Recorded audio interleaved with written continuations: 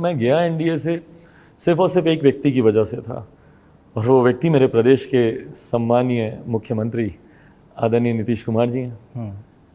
जग जाहिर है, कुछ छुपा नहीं है, सब जानते हैं कि मैं उनकी नीतियों का सबसे कट्टर और सबसे प्रखर और सबसे मुखर विरोधी हूँ।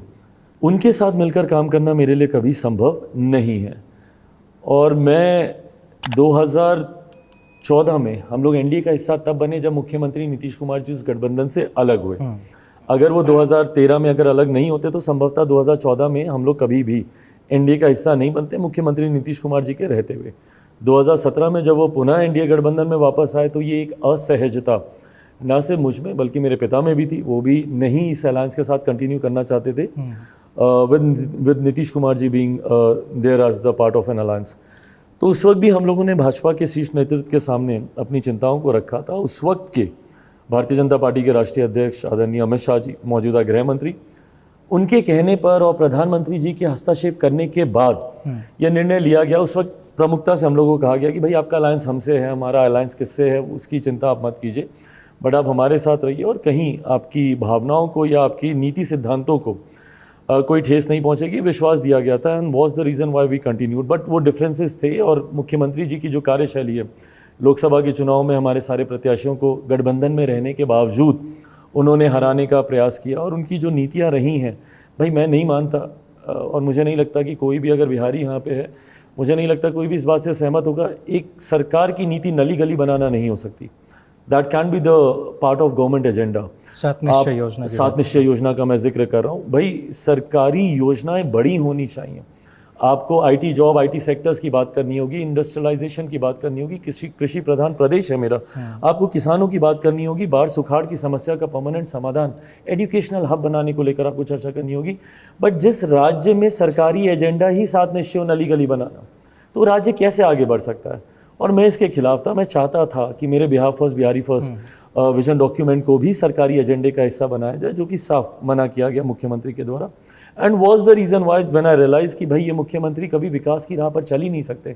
इनको दलित, महादलित, पिछड़ा, अति पिछड़ा, लव कुश, कोरी, कुर्मी, सिर्फ इनको यही करना है, तो मैं इनके साथ नहीं आगे बढ़ सकता।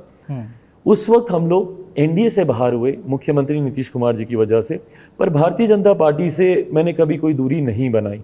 और ये कई बार मेरे ऊपर तंज भी कसे गए कि भाजपा ने आपके साथ ये किया वो किया, पर तब भी आप भाजपा के पक्ष में रहते हैं और प्रधानमंत्री के बारे में कभी मैं भी ये सवाल करना चाहता हूँ। बिल्कुल।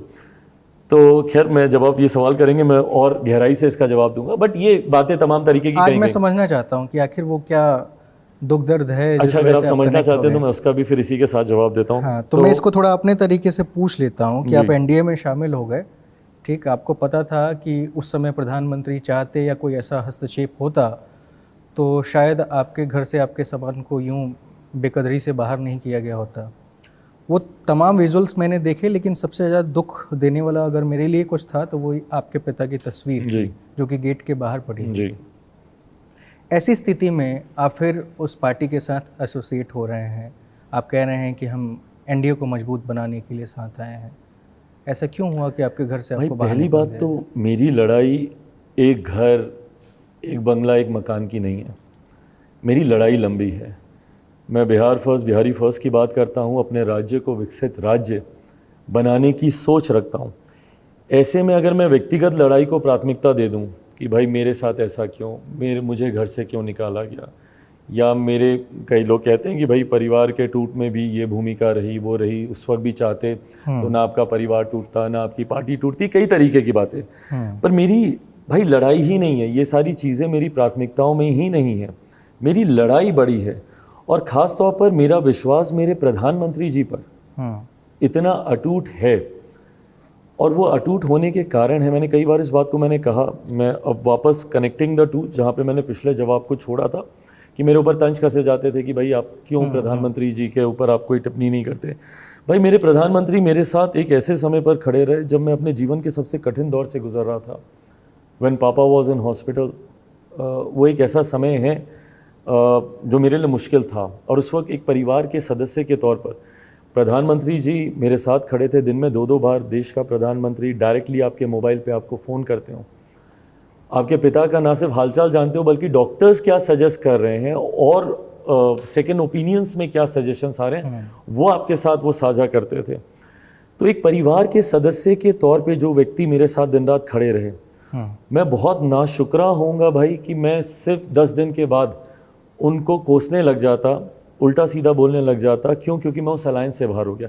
ये तमाम चीज़ें एक ही साथ हुई, मेरे पिता का निधन, बिहार में विधानसभा के चुनाव और मेरा एनडीए गठबंधन से बाहर होना। ये 1 अक्टूबर से लेकर 10 अक्टूबर के बीच में ये सब हो गया। 3 या 4 अक्टूबर को मैं एनडीए से अलग हुआ, 8 को पापा का निधन हुआ और 10 तारीख मतलब नॉमिनेशन चल ही रहे थे पहले चरण के, तो सब एक साथ हुआ।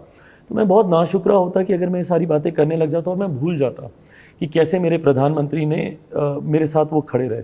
एंड डेफिनेटली यस, उनकी नीतियों का मैं समर्थक रहा हूँ। मेरे पास कोई कारण नहीं है बोलने का कि भाई ये इनके सामने है कौन, ऑल्टरनेटिव क्या है हमारे पास आज की तारीख में।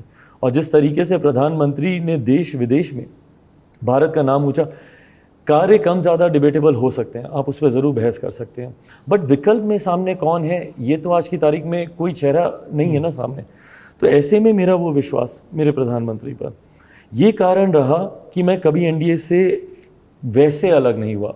ज़रूर गठबंधन से मैं बाहर आया, पर जब बिहार में उपचुनाव हुए मैं गया भारतीय जनता पार्टी का, मैंने समर्थन किया। ये भी बात सही है कि जब तक मुख्यमंत्री नीतीश कुमार जी उस गठबंधन का हिस्सा रहे, मैंने कभी पलटकर उस गठबंधन की तरफ जाने की सोची भी नहीं।